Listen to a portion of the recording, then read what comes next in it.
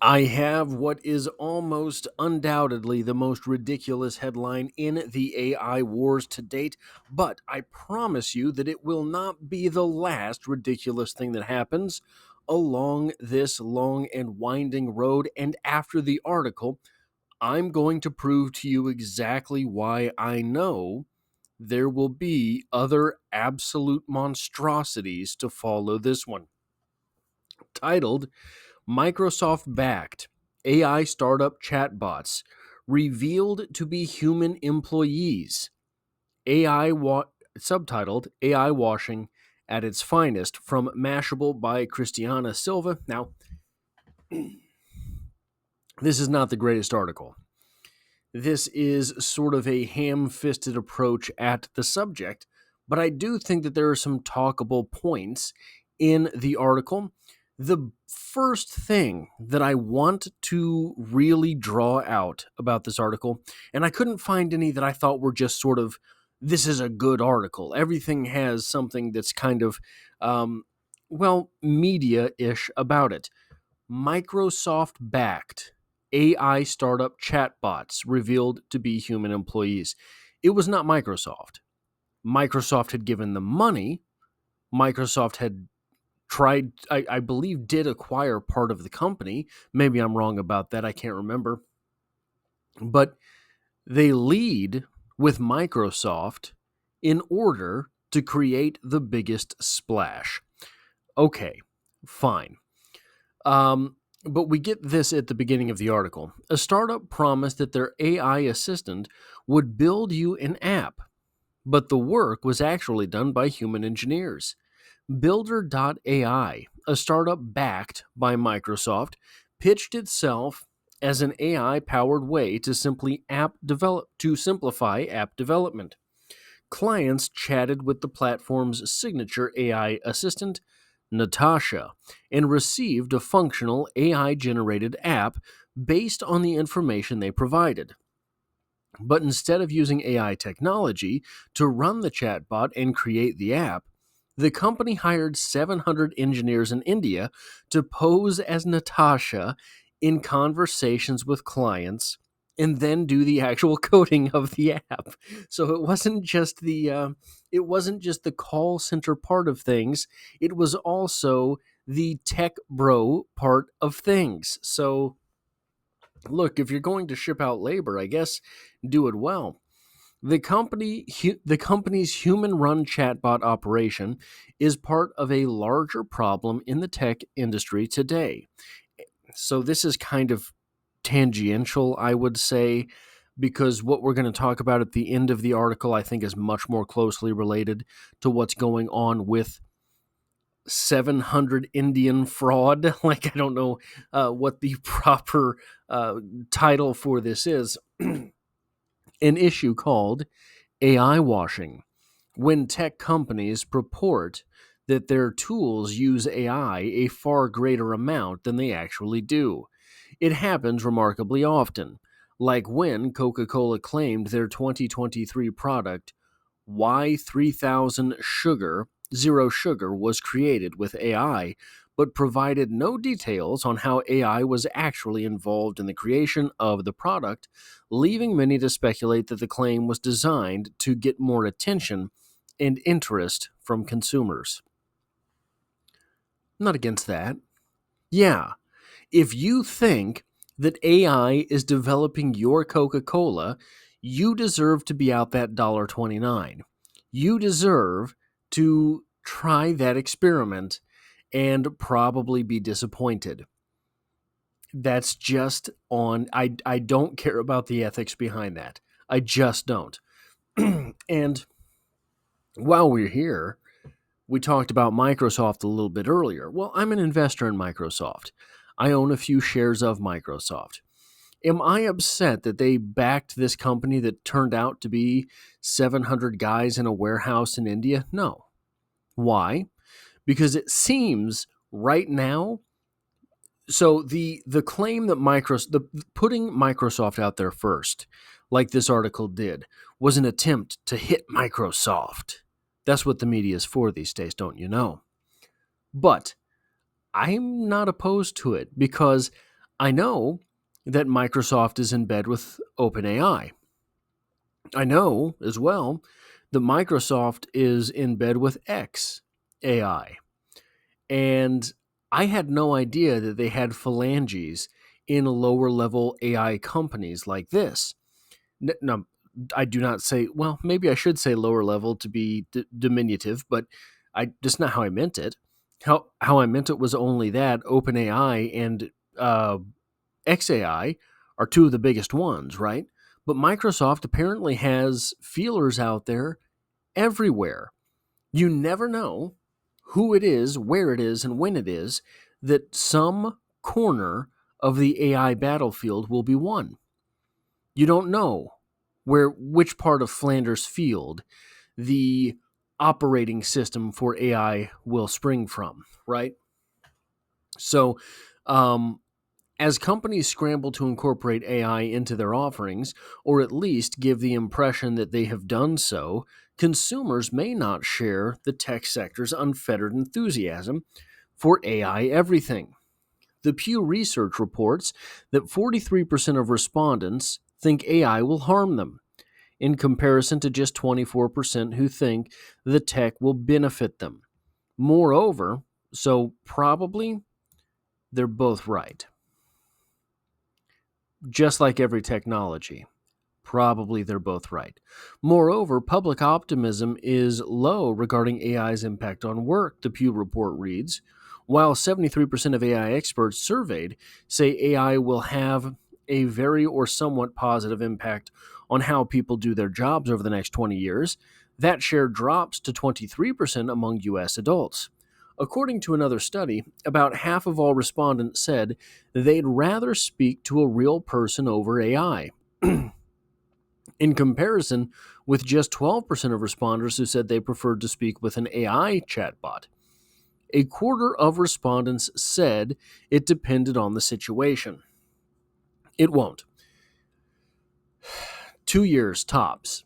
AI chatbots will be way better than most of the people you have the chance of getting on the phone when you call any given company.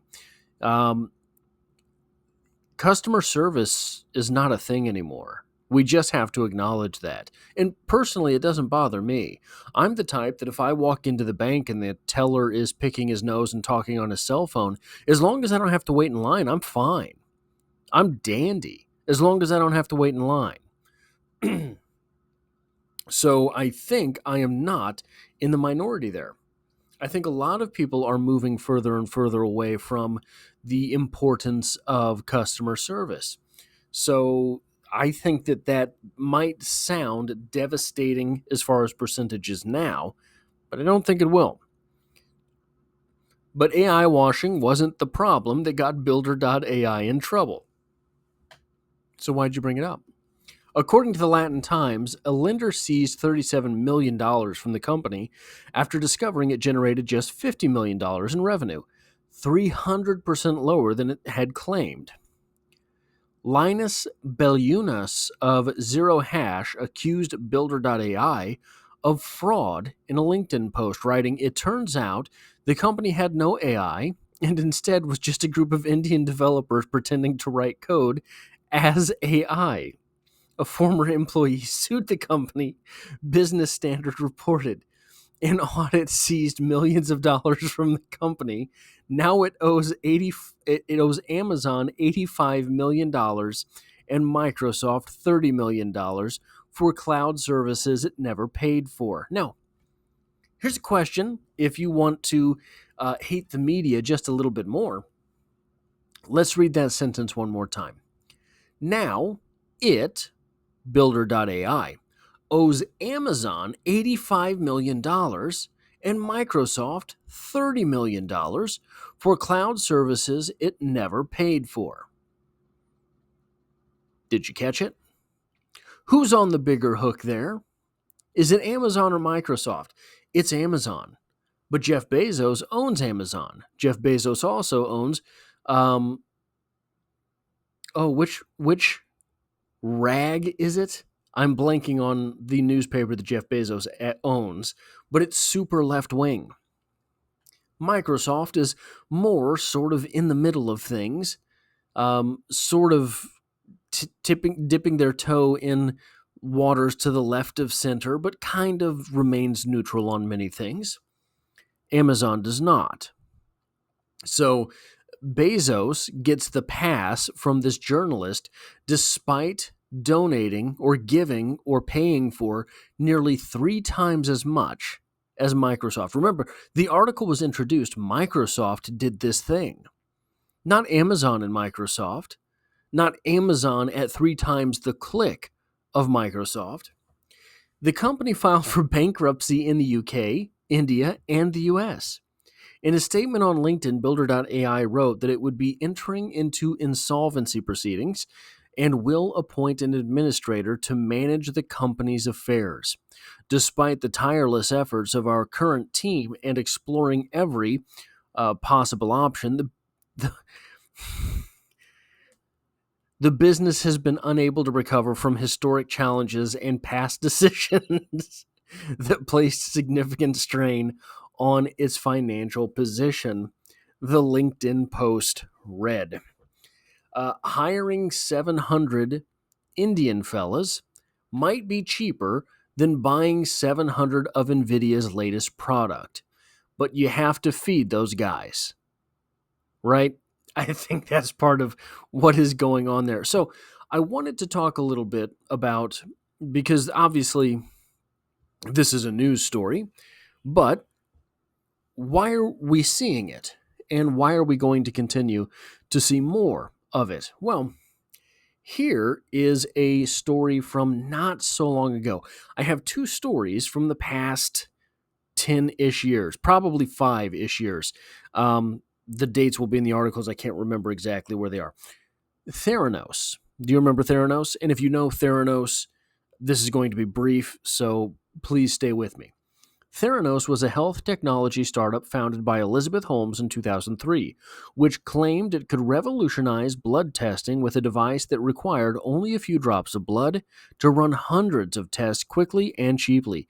Valued at $9 billion at its peak, the company attracted major investors and partnered with major corporations, despite never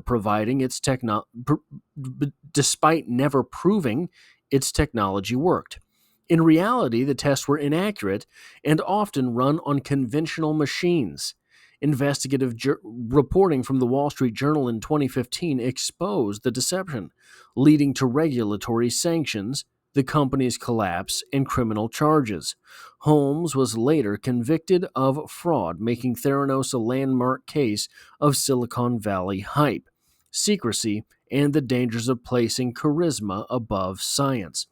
Basically, what this lady was doing, she had said that you can get blood results from just a few drops of blood in this new machine.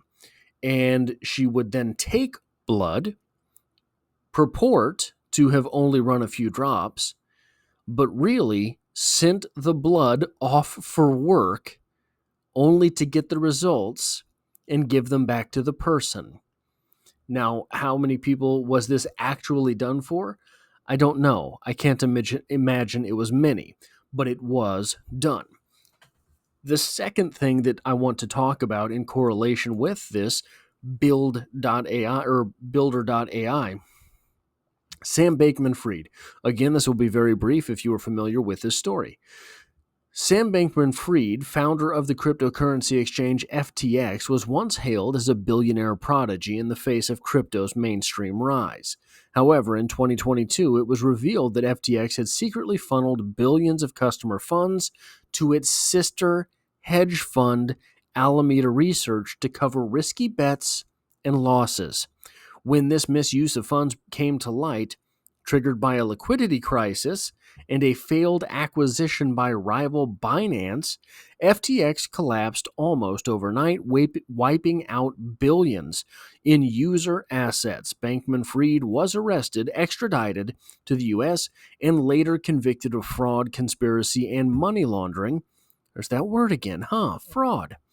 And money laundering in what became one of the largest financial frauds in modern history. Now,